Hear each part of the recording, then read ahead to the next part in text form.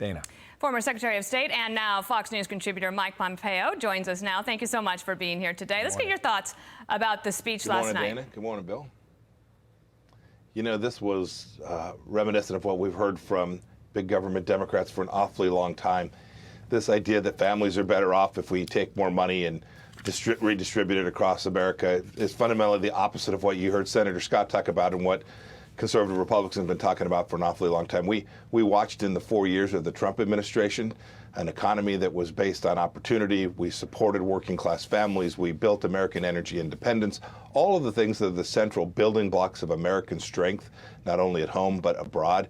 These are the kind of things that working people all across America benefit from, not these ideas of green climate change and we'll find you a job in some other state if we destroy your pipeline in the Dakotas. It was an odd speech, other than someone who believes deeply that a socialist vision of America, a big government vision of America, is what the American people want. I don't think that's the case. While Secretary of State, you were really at the tip of the spear with this, the level of attention that America put on focus with Beijing. Here is President Biden on China last night on that topic. We're in competition with China and other countries to win the 21st century. There is simply no reason why the blades for wind turbines can't be built in Pittsburgh instead of Beijing. No reason. None. There's no reason why American workers can't lead the world in the production of electric vehicles and batteries. Yeah, what does he have right? What does he have wrong on that point?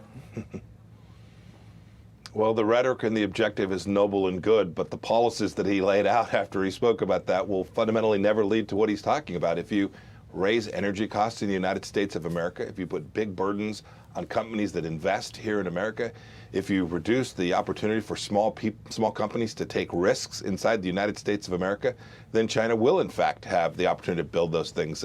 The goal was good, the rhetoric was good, but in the end, he's going to have to deliver on a counter-China policy in the same way that the Trump administration did for 4 years.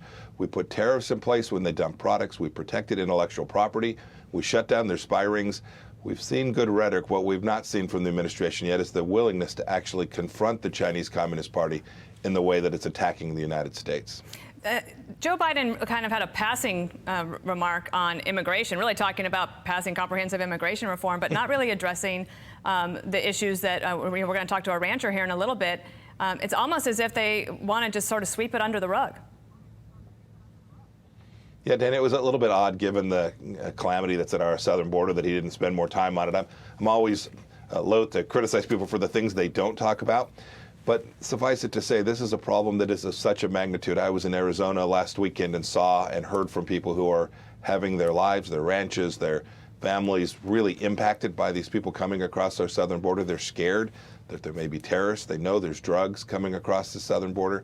The fact that he didn't spend time at least laying out his vision for how to protect American sovereignty and how to stop the crisis at our southern border was a little bit odd. Sir, thank you for your time. Mike Pompeo, thank you.